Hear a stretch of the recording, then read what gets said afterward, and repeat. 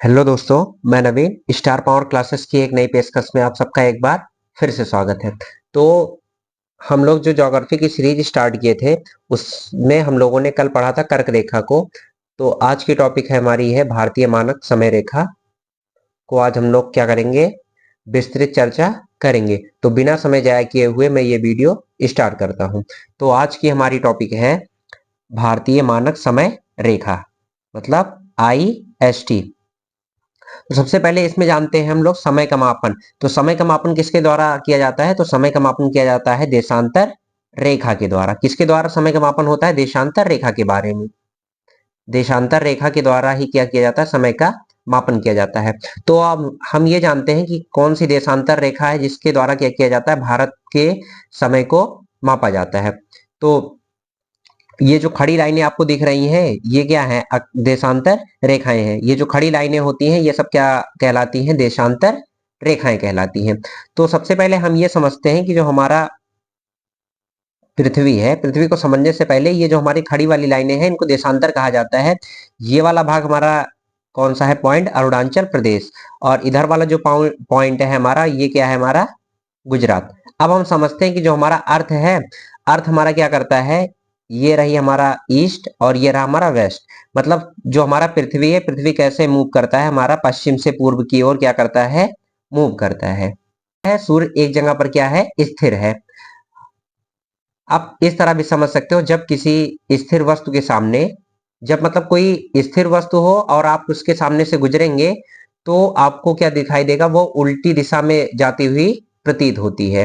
तो हमारा जो सूर्य है वो पूर्व से पश्चिम की ओर चलता हुआ प्रतीत होता है। कैसे? किधर से? पूर्व से पश्चिम की ओर हमारा सूर्य क्या होता है?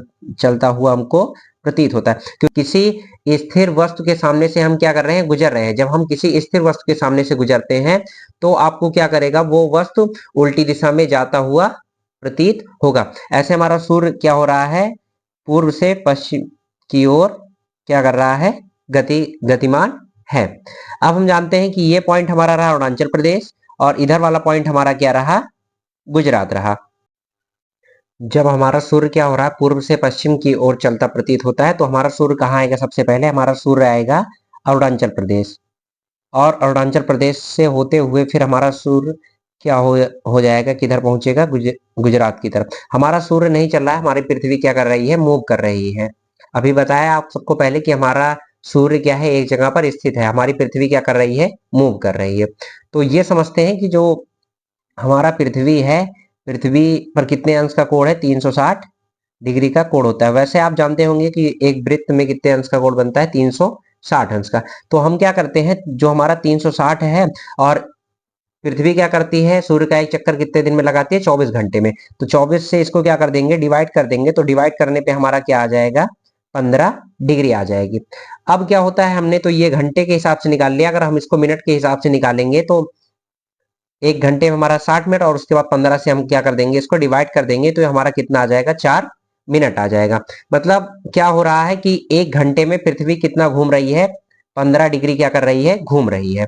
और फिर इसका मतलब यह है कि सूर्य को 1 डिग्री पार करने में कितना समय लगेगा? कि जो हमारा सूर्य है उसको 1 डिग्री पार करने में कितना समय लगेगा? 4 मिनट का समय लगेगा। जो हमारा सूर्य है उसको 1 डिग्री पार करने में कितना समय लग रहा है? उसको समय लग रहा है 4 मिनट का। उसको समय लग रहा है। आगे भी हमने बताया कि सूर्य 1 डिग्री पार करने में कितना मिनट लेता है? 4 मिनट लगता है। मतलब 1 डिग्री पार करने में कितना समय लग रहा है? 4 मिनट का। तो वही अगर 360 डिग्री को पार करना है तो हम लोग क्या करेंगे? इसको 360 से 4 से मल्टीप्लाई करा देंगे तो कितना हो जाएगा? 1440 मिनट का समय लगेगा पूरा। अब हम लोग ये क्या कर रहे हैं, जो अक्षांश रेखा और देशांतर रेखा को सिर्फ एग्जाम की दृष्टि से नहीं पढ़ रहे हैं, क्योंकि इसमें बहुत सारे लॉजिक हैं, इसलिए हम क्या कर रहे हैं? लॉजिक को भी जानने का प्रयास करेंगे। तो हम लोगों ने जाना था कि जो हमारा भारत है उसमें 30 क्या है? अक्षांश रेखाएं हैं और 30 क्या है? देशांतर रेखाएं हैं। ये जो हमारी खड़ी वाली लाइनें हैं इन्हीं को हम क्या कहते हैं? देशांतर रेखा कहते हैं। जिनको क्या करना है, जो सूर्य क्या कर रहा है? 1 डिग्री को पार करने में कितना मिनट का समय ले रहा है? 4 मिनट का। अब ऐसे क्या करना है, सूर्य को कितने कितने देशांतरों को पार करना है? 30 देशांतर को क्या करना है? पार करना है। और एक देशांतर को पार करने में कितना समय लग रहा है? एक देशांतर को पार करने में 4 मिनट का समय लग रहा है। तो 30 देशांतर अगर हमारे सूर्य को पार करना है तो उसको कितना समय लगेगा? 120 मिनट, मतलब कितना टाइम लगेगा उसको? 2 घंटे का समय लगेगा। आप लोगों ने तो ये समझ ही लिया होगा कि जो हमारा सूर्य है, सूर्य को अरुणाचल प्रदेश से गुजरात तक पहुंचने के लिए क्या करना पड़ता है? 30 देशांतर रेखाओं को पार करना पड़ता है। और उसके लिए कितना समय लगता है? उसके लिए 2 घंटे का समय लगता है। या समझने के लिए ऐसा मान सकते हैं कि हम क्या करें, सूर्य को अपना स्टेशन मान ले और पृथ्वी को क्या करें? रेलगाड़ी मान ले। तो जैसे क्या होता है कि अब रेलगाड़ी क्या हो रही है? स्टेशन के सामने से गुजर रही है। तो सेम ऐसे प्रोसेस है कि हमारा सूर्य क्या है? सूर्य हमारा स्थिर है और हमारा जो अर्थ है वो क्या कर रहा है? परिक्रमा कर रहा है। सूर्य जब आगे यहाँ पहुंचा है तो यहाँ पर क्या होगा? अरुणाचल प्रदेश के पास क्या होगी? सुबह होगी। अब अरुणाचल प्रदेश के पास सुबह होगी तो गुजरात के पास क्या होगी? सुबह नहीं होगी, क्योंकि इसके बीच में क्या है? अरुणाचल प्रदेश से और गुजरात के बीच में कितनी लाइनें हैं? लगभग 30 लाइनें हैं। कितनी लाइनें हैं? 30 लाइनें हैं। तो अरुणाचल प्रदेश के पास सुबह होगी और गुजरात के पास सुबह नहीं होगी। और तो क्या, कहाँ तक सुबह होगी और कहाँ तक सुबह नहीं होगी? किन लाइनों के मध्य तक क्या होगी? सुबह होगी। तो मैं आप सबको जानने के लिए बता दूं कि जो सूर्य का प्रकाश होता है, जो हमारा सूर्य का प्रकाश है, जो सूर्य का प्रकाश है वो 18 डिग्री तक क्या होता है? आगे तक चलता है। जो सूर्य का प्रकाश है वो 18 डिग्री तक चलता है। मान लीजिए 18 डिग्री यहां तक है, तो यहां तक क्या होगा? सूर्य का प्रकाश होगा। और जैसे यहाँ पे हमारा कौन सा पड़ जाएगा? 6 डिग्री है, यहाँ 12 डिग्री और यहाँ 18 डिग्री है, तो 6 प्रकाश ज्यादा होगा। और फिर 12 डिग्री के पास प्रकाश थोड़ा कम होगा और उसके बाद फिर 18 डिग्री के पास प्रकाश क्या होगा? कम होगा। मतलब ये बात रही कि ये हमारा है भारत, तो इसके लगभग मध्यवर्ती भाग तक पहुंच जाएगा। मतलब कौन से? 18 डिग्री तक ये क्या करेगा? यहाँ तक पहुंच जाएगा। मतलब आधे भाग में क्या हो जाएगा? सुबह हो जाएगी। आगे समझते हैं और देखते हैं। जैसे हमारा सूर्य यहाँ है तो ये रहा क्या? हमारा 6 डिग्री, और ये रहा आगे हमारा 12 डिग्री, और ये रहा क्या? हमारा 18 डिग्री। तो 6 डिग्री क्या है? सूर्य के बहुत पास है, तो इसलिए यहाँ पर प्रकाश सबसे ज्यादा होगा। और इसकी अपेक्षा 12 डिग्री के पास सूर्य का प्रकाश क्या होगा? कम होगा। और सबसे कम कहाँ होगा? 18 डिग्री के पास क्या होगा? सूर्य का प्रकाश कम होगा। तो जो ये सूर्य का प्रकाश 6 डिग्री तक आ रहा है, इसको हम किस नाम से जानते हैं? सिविल ट्यूबलाइट के नाम से जानते हैं। और ये जो प्रकाश 12 डिग्री तक आ रहा है, इसको हम किस नाम से जानेंगे? नॉटिकल ट्यूबलाइट के नाम से। और यही प्रकाश जो क्या हो रहा है? 18 डिग्री तक आ रहा है, इसका नाम हम लोग किस नाम से जानेंगे? इसका नाम है हमारा एस्ट्रोनॉमिकल ट्यूबलाइट। मतलब 6 डिग्री तक जो प्रकाश आएगा उसको हम कहेंगे सिविल ट्यूबलाइट, और जो 12 डिग्री तक जो प्रकाश आएगा उसको हम कहेंगे नॉटिकल ट्यूबलाइट, और जो 18 डिग्री तक आएगा उसको हम लोग किस नाम से जानेंगे? एस्ट्रोनॉमिकल ट्यूबलाइट के नाम से उसको जानेंगे। इतना समझने के बाद आगे हम लोग अब बात करते हैं किसकी? समय निर्धारण की बात करेंगे। किसकी बात करेंगे? समय निर्धारण की। और कैसे समय का निर्धारण किया गया, और जो ये समस्या आ रही थी समय निर्धारण की, इसे निजात पाने के लिए क्या किया गया? भारत के बीचों बीच, जैसे ये हमारा क्या है? ये हमारा है भारत। तो भारत के बीचों बीच से क्या कर दी गई? एक रेखा को मानक समय रेखा माना गया। और वो मानक समय रेखा कैसी थी? उसको 82.5 डिग्री पूर्वी देशांतर को माना गया। अब बात ये आती है कि 82.5 डिग्री पूर्वी देशांतर को ही क्यों भारतीय मानक समय रेखा माना गया? 81 डिग्री को या 83 डिग्री को भारत का मानक समय रेखा क्यों नहीं माना गया? तो उसके पीछे कारण है कि जो 82 डिग्री 82.5 डिग्री जो पूर्वी देशांतर है, पहले तो यही समझते हैं कि 82.5 डिग्री पूर्वी देशांतर है, वो क्या है? भारत की मानक समय रेखा है। और अंतरराष्ट्रीय नियम हमारा क्या कहता है? जो हमारा अंतरराष्ट्रीय नियम है, जो हमारा अंतरराष्ट्रीय नियम है, वो कहता है कि कोई भी देश है, अगर किसी भी देश का मानक समय रेखा है या किसी भी देश का जो समय रेखा है वो कितना होना चाहिए? वो 7.5 डिग्री के गुणज गुणज होना चाहिए, या 7.5 डिग्री का क्या होना चाहिए? विभाजक होना चाहिए, या फिर मतलब उसमें 30 मिनट का क्या होना चाहिए? गुणक होना चाहिए। अब भारत का जो पूर्वी देशांतर है, जो भारत के 82.5 डिग्री पूर्वी देशांतर को भारत का मानक समय रखा गया। अब ये क्या हो रहा है? 7.5, जो 7.5 का गुणज है, मतलब ये क्या हो रहा है? 82.5 डिग्री 7.5 से क्या हो रहा है? विभाजित हो रहा है, इसीलिए इसके आसपास की ही रेखा को 82.5 को ही भारतीय मानक समय रेखा कहा गया है। और क्या होता है, जो सभी देशांतर है उनका क्या होता है, समय अलग अलग निर्धारित होता है, और जो घड़ी में समय होता है उसको भी अलग अलग तिथियों के द्वारा क्या किया जाता है, उसका निर्धारण किया जाता है।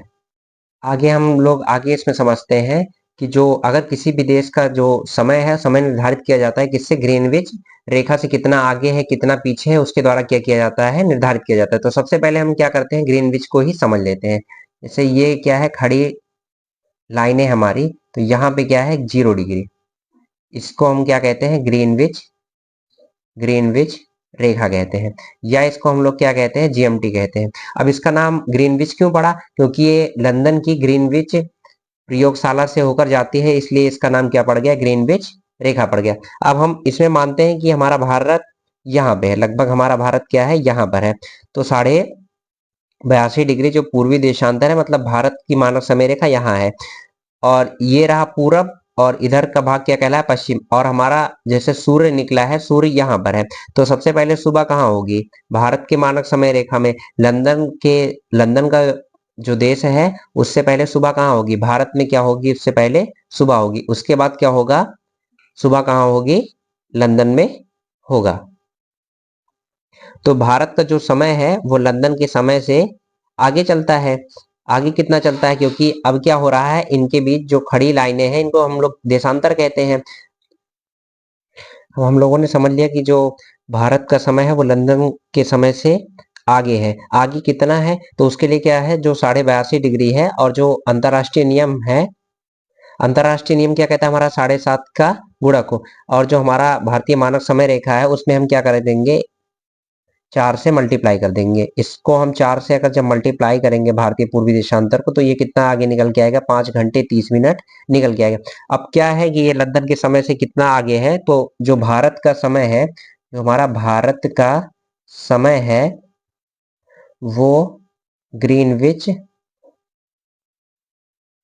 ग्रीनविच समय से 5 घंटे 30 मिनट क्या है, आगे है, 5 घंटे 30 मिनट आगे है। अब जो देश क्या होंगे, ग्रीनविच के पूर्व में होंगे, उनका समय क्या होगा, आगे होगा, और जो ग्रीनविच के पश्चिम में होंगे उनका समय क्या होगा, पीछे चलेगा। आगे अब हम लोग आगे एक चीज और हम इसमें समझ लेते हैं, इसीलिए मैंने आप सबको पहले बताया था कि ये जो अंतरराष्ट्रीय नियम है वो 7.5 के गुणन के हिसाब से ही मानता है। अभी इसको अगर 82 अगर मान लिया गया होता, इसको 82 डिग्री मान लिया गया होता, तो इसको फिर जब हम इसका टाइम निकालते तो इसमें कितना आ जाता, 5 घंटे 28 मिनट। तो यहाँ से क्या होता है कि ऐसे करने पे क्या होता है, कैलकुलेशन डैमेज हो जाती है। इसी के लिए क्या किया गया, वहां पे अब जैसे 7.5 रख दिया गया है, तो किसी देश का समय आएगा 5 घंटे 30 मिनट, किसी में आएगा 5 घंटे 6 बजे आ जाएगा, या किसी में आएगा 6 घंटे 30 मिनट, ऐसे समय आ जाएगा, जिससे क्या हो जाएगा, हमारा कैलकुलेशन आसान हो जाएगा। अब इतनी चीजें हम लोग समझने के बाद आगे अब हम लोग समझेंगे कि जो हमारी भारतीय मानक समय रेखा मतलब आईएसटी है, वो भारत के कितने राज्यों से होकर गुजरती है। आगे देखते हैं हम। ये रहा हमारा मैप। हम लोग क्या करते हैं, इसको फिल करते हैं। ये हमारा है यूपी, ये है हमारा एमपी, ये है हमारा छत्तीसगढ़, और ये है हमारा उड़ीसा, और ये हमारा क्या है, आंध्र प्रदेश है। अब क्या जानना है इसमें कि भारतीय मानक समय रेखा है जो वो भारत के 5 राज्यों से होकर गुजरती है। तो 5 राज्य में कौन हो गया, हमारा यूपी, एमपी, छत्तीसगढ़, ओडिशा और आंध्र प्रदेश। ये रहा तो हमारा नॉर्थ से साउथ की ओर। अब एग्जाम में जब जैसे जैसे एग्जाम का पैटर्न बदल रहा है, तो उसमें क्या हो जाता है, क्रम लगवाने के लिए कभी कभी आपसे पूछ लेता है कि दक्षिण से उत्तर का क्रम लगाइए। तो दक्षिण से उत्तर क्रम चाहे लगवाए, चाहे उत्तर से दक्षिण क्रम लगाए। अगर उत्तर से दक्षिण क्रम लगवा रहा है तो यूपी, एमपी, छत्तीसगढ़, ओडिशा और आंध्र प्रदेश, और अगर दक्षिण से लगवाएगा तो आंध्र प्रदेश, ओडिशा, छत्तीसगढ़, मध्य प्रदेश और उत्तर प्रदेश हमारा आ जाएगा। आगे हम अपनी टॉपिक पे बात करते हैं। लास्ट टॉपिक है इसकी, भारतीय मानक देशांतर समय के निकट स्थित क्या है, जो प्रमुख शहर है। तो उनकी चर्चा हम लोग क्या करते हैं, आगे करते हैं। तो देखते हैं फिर। हमारा पहला शहर है हमारा प्रयागराज।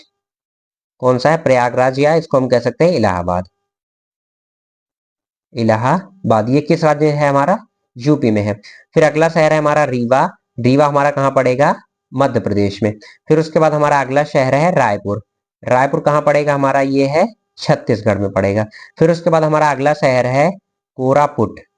कोरापुट है, ये कहाँ पड़ेगा हमारा, ओडिशा में पड़ेगा। और फिर अगला शहर है हमारा विशाखापत्तनम। विशाखापट्टनम ये हमारा कहाँ पड़ेगा, आंध्र प्रदेश में पड़ेगा। ये रहा हमारा भारतीय मानक समय के निकट जो स्थित प्रमुख शहर हैं, इनके नाम है प्रयागराज है, रीवा है, रायपुर है, कोरापुट है और विशाखापत्तनम है। तो उम्मीद करता हूं कि आज की लेक्चर आप सबको पसंद आई है, और पसंद आई है तो लाइक शेयर और कमेंट करना ना भूले। मिलते हैं अपने नेक्स्ट लेक्चर में। नेक्स्ट लेक्चर में हम लोग पढ़ने वाले हैं भारत की जलीय सीमा को, उसके बारे में हम लोग क्या करेंगे, विस्तार पूर्वक अध्ययन करेंगे। तब तक के लिए आप स्वस्थ रहिए, मस्त रहिए और पढ़ते रहिए। धन्यवाद।